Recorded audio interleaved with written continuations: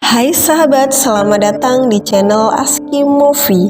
Semoga kita selalu diberi kesehatan dan dimudahkan dalam segala urusan, baik itu mencari pasangan bagi yang masih jomblo, mencari rezeki ataupun menyelesaikan semua masalah yang sedang terjadi. Di video kali ini kita akan membahas The Last of Us episode yang keempat. Buat sahabat yang belum menonton episode 1, 2, dan 3, link video ada di deskripsi. Nonton yang itu dulu baru lanjut ke sini ya. Tanpa berlama-lama, yuk kita langsung saja ke alur ceritanya. Setelah mengendarai mobil cukup jauh dari kediaman Bill dan Frank, Joel berhenti di sebuah SPBU terbengkalai dan mengambil bensin yang tersisa dari mobil-mobil di sana. Sementara itu, sambil menunggu Joel, Ellie pergi ke toilet dan mencoba pistol yang sebelumnya ia ambil dari kediaman Bill. Tetapi Ellie masih belum berani menembak dengan peluru di dalamnya. Setelah puas bermain, Ellie menemui Joel dan ia pun menghibur Joel dengan membacakan sebuah buku. Tapi Joel yang masih bersikap dingin tidak mempedulikannya. Ia tetap fokus mengambil bensin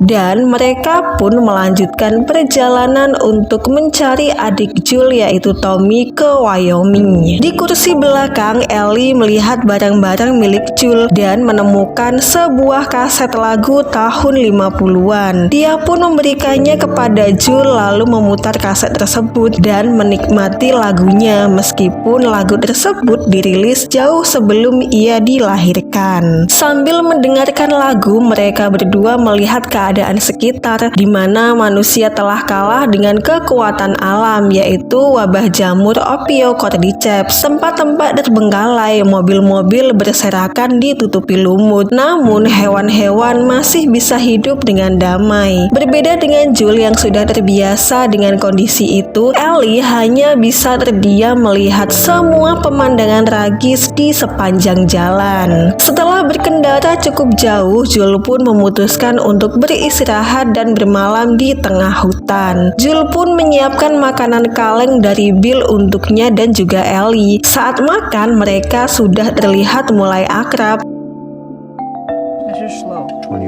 Dan ketika malam tiba, mereka pun tidur tanpa menggunakan api unggun atau penerangan apapun. Meskipun di tempat itu tidak ada zombie, tetap saja mereka pun harus berhati-hati. Dan jika memakai penerangan, bukan tidak mungkin para bandit akan datang menyerang mereka. Keesokan paginya, perjalanan Joel dan Ellie ke Wyoming pun dilanjutkan. Ellie bertanya kepada Joel tentang Tommy. Joel pun menjelaskan bahwa adiknya itu selalu ingin menjadi pahlawan seperti masuk militer dan ikut perang ketika berusia 18 tahun. Ia juga bergabung dengan gerakan Firefly di Boston saat awal-awal wabah Ophiocordyceps terjadi karena diajak oleh sang ketua Merlin. Namun akhirnya Tommy keluar dari gerakan tersebut dan pergi ke Wyoming. Setelah perjalanan yang cukup panjang, mereka pun sampai di kota Kansas. Namun terowongan menuju Wyoming tertutup oleh mobil-mobil yang berserakan. Joel pun kemudian mengambil jalan memutar melewati kota Kansas. Kemudian diperlihatkan gedung Federa yang telah diduduki oleh grup pemberontak Kansas dengan pimpinannya yang bernama Kathleen. Kathleen saat itu sedang menginterogasi seorang pria yang diduga mengetahui keberadaan dua orang yang sedang dicari oleh Kathleen, yaitu Henry dan adiknya yang bernama Sam. Mereka berdua telah menyerahkan kakak Kathleen ke Federa yang pastinya langsung dihukum karena terlibat dengan grup pemberontakan. Meskipun ia mengaku tidak mengetahui di mana Henry dan adiknya berada, Kathleen sangat yakin ia menutupi sesuatu. Karena kesal, Kathleen pun kemudian melenyapkannya. rumahnya. Jul dan Ellie pun kemudian sampai di tengah kota Kansas. Mereka pun melihat gerbang zona karantina yang terbuka lebar tanpa pengamanan, dan kemungkinan tempat itu sudah terbengkalai karena serangan zombie. Di tengah jalan muncullah seorang laki-laki mengeluh kesakitan. Jul yang tahu itu hanyalah jebakan, ia pun langsung menambah kecepatan mobil, namun para bandit malah melempari mobil Jul dengan batu dari atas gedung, dan ban mobil mereka pun pecah karena jebakan paku. Bandit-bandit itu ternyata ingin merampok barang-barang yang dibawa oleh Jul dan Ellie. Jul pun menabrakkan mobilnya dan meminta Ellie bersembunyi dalam sebuah ruangan. Adu tembak pun kemudian terjadi. Jul pun berhasil menembak seorang bandit, namun tanpa ia sadari, seorang bandit tiba-tiba muncul dan menyerang Jul dari belakang.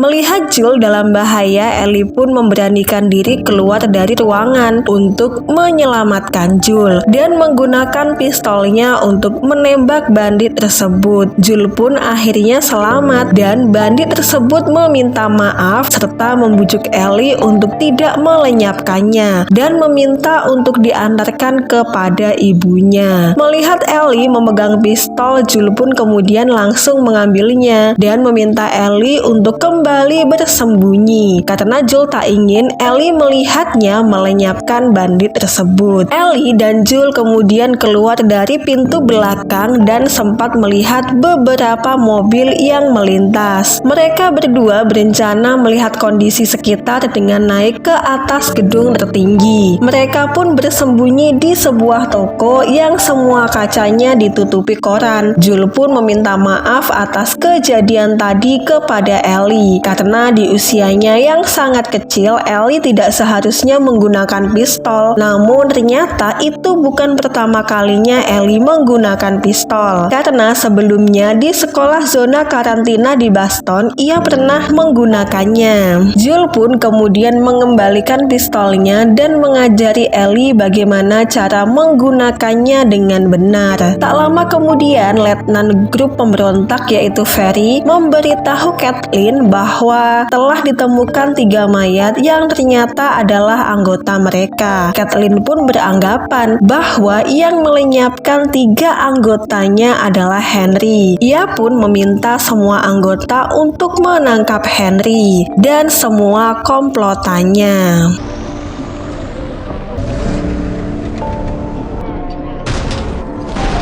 Setelah menggeledah beberapa gedung, grup pemberontak menemukan ruang rahasia yang penuh dengan gambar anak kecil dan sisa makanan. Kathleen pun yakin bahwa Henry dan Sam sempat tinggal dan bersembunyi di tempat ini. Kemudian mereka pergi karena telah kehabisan makanan. Ferry kemudian membawa Kathleen ke sebuah ruang bawah tanah yang terdapat retakan besar dan bergerak.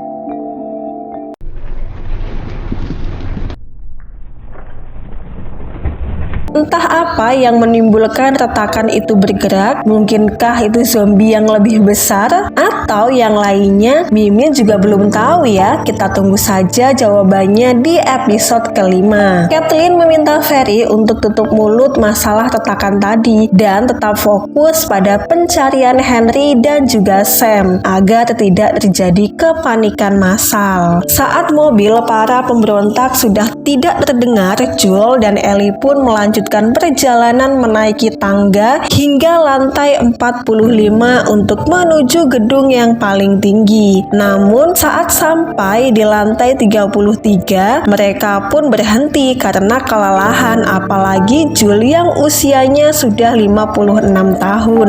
Di sana mereka menemukan sebuah ruangan yang berisi 2 buah tempat tidur. Mereka pun memutuskan untuk bermalam di sana. Jul kemudian menyebar pecahan kaca di depan pintu supaya ia bisa mendengar ketika ada orang masuk. Sebelum tidur, Ellie pun bermain tebak-tebakan dengan Jul. Jul yang terlihat dingin dan kaku akhirnya mulai tertawa. Terlihat juga komunikasi antara mereka berdua semakin membaik. Diarrhea is hereditary, Eugene. So goddamn Malam hari saat tertidur, Ellie tiba-tiba membangunkan Jules sambil mengangkat tangannya karena ternyata mereka berdua telah ditodong oleh kakak beradik yang sedang dicari oleh Kathleen, yaitu Henry dan Sam. Episode keempat pun akhirnya selesai. Terima kasih buat sahabat yang sudah nonton. Jangan lupa tinggalkan like dan saran di kolom komentar dan nantikan juga episode selanjutnya.